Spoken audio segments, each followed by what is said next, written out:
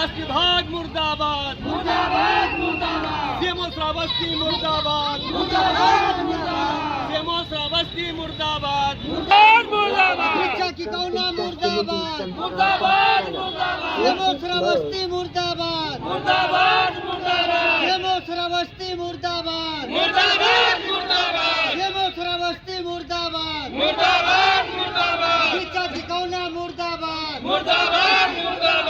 शिक्षा की कौना होश, भ्रष्टाचारी होश में आओ, भ्रष्टाचारी होश में आओ,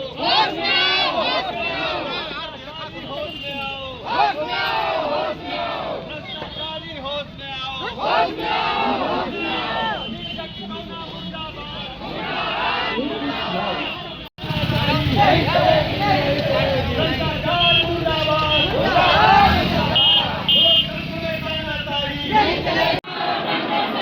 न माने झंडों से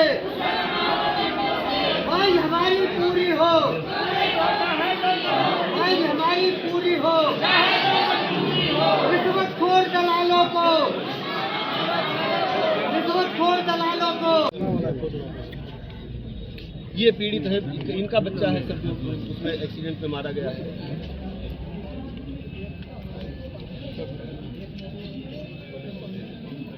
हम निवेदन करेंगे साहब कि मतलब ये लड़ाई हम लोगों को न लेनी पड़े। अभी तो पीड़ित परिवार के साथ हम लोग आए हैं, कहीं ऐसा ना हो कि भारतीय किसान यूनियन को इस मुद्दे को उठाना पड़े।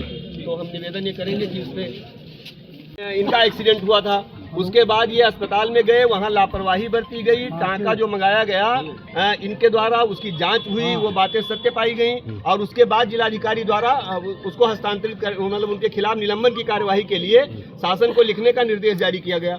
जिलाधिकारी महोदय का ट्रांसफर हो गया, वो कागज कहाँ चला गया, किस बस्ते में बंद हो गया और किसका संरक्षण उसे प्राप्त है, जिसकी वजह से कार्यवाही नहीं हो रही है। क्या श्रावस्ती की जनता भ्रष्टाचार का शिकार होने के लिए पैदा हुई है? यहाँ के लोग सड़क पर नहीं उतर रहे हैं, इसका मतलब ये थोड़ा कि हम कायर हैं, हम सत्ता के खिलाफ संघर्ष नहीं कर सकते। निश्चित तौर पे एक जन जागरण चलाया जाएगा, बड़े पैमाने पर जनता को सड़कों पर उतारने के लिए बड़े पैमाने पर आंदोलन किया जाएगा।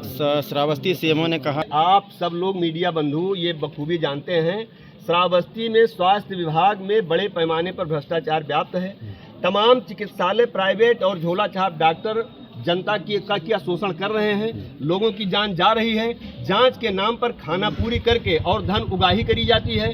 जांच के नाम पे एक कमेटी बनाई जाती है और कमेटी जांच करके उस पे कल हम जो सीएमओ का बयान आ रहा था उसको सुन रहा था, कल वाले प्रकरण पे उसने कहा कि नहीं जो ऑपरेशन किया है उसके पास डिग्री है। अरे हमने कहा जो डॉक्टर है उसने ऑपरेशन किया, इस बात को सत्यता इस बात की भी तो जांच होनी चाहिए।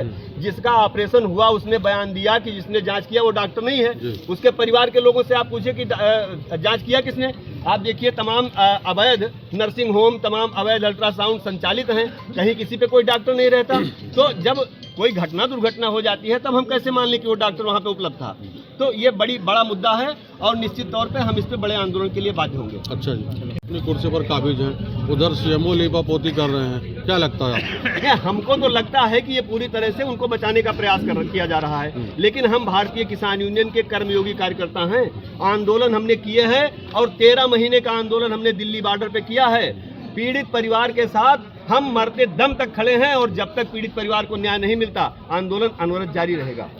जैसा कि प्रशासन का इतिहास रहा है हिला हवाली करने का, लीपापोती करने का, टाल मटोल करने का, तो क्या श्रावस्ती की जनता एक लंबा आंदोलन, बड़ा आंदोलन देखेगी? बाकी निश्चित तौर पे हम प्रकरण को दबाने नहीं देंगे।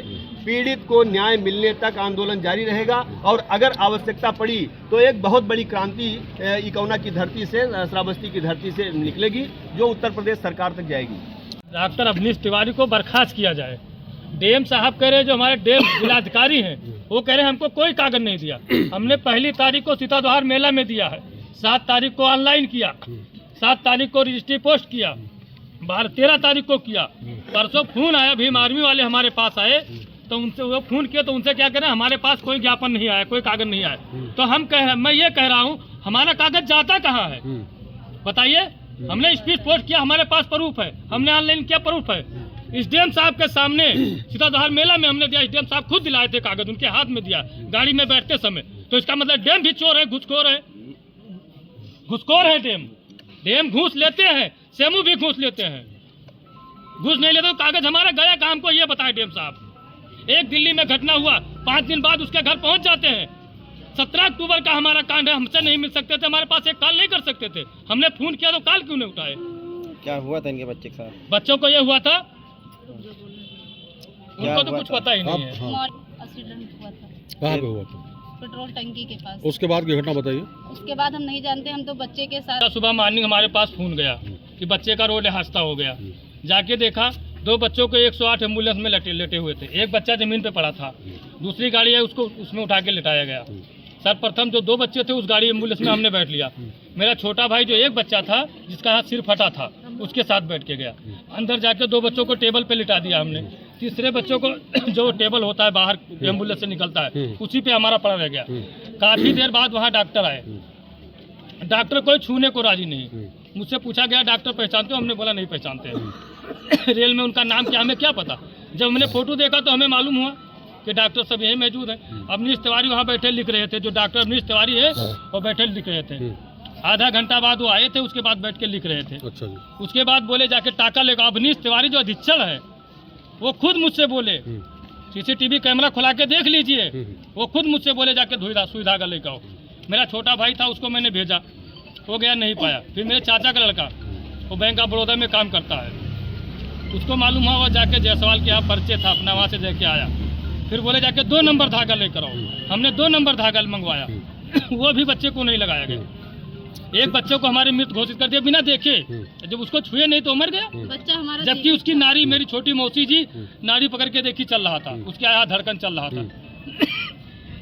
डॉक्टर कितनी लापरवाही। ठीक है, क्या चाह रहे हैं अब आप? हम ये चाहते हैं जो डॉक्टर हमारा अवनीश तिवारी है इनको बर्खास्त किया जाए और इनको 302 का मुकदमा लिखाया जाए। इनका खुद का हॉस्पिटल बाईपास में चलता है, किस नाम से? अयोध्या हॉस्पिटल। उसका बोर्ड बैनर उखाड़ दिया गया। आप बताइए, 4-5 करोड़ रुपए की प्रॉपर्टी इनकी खड़ी है और सरकारी हॉस्पिटल में दवा नहीं, सुई धागा नहीं है। कहाँ से आता है पैसा? चोरी करे, बेईमानी करे तभी तो आता है।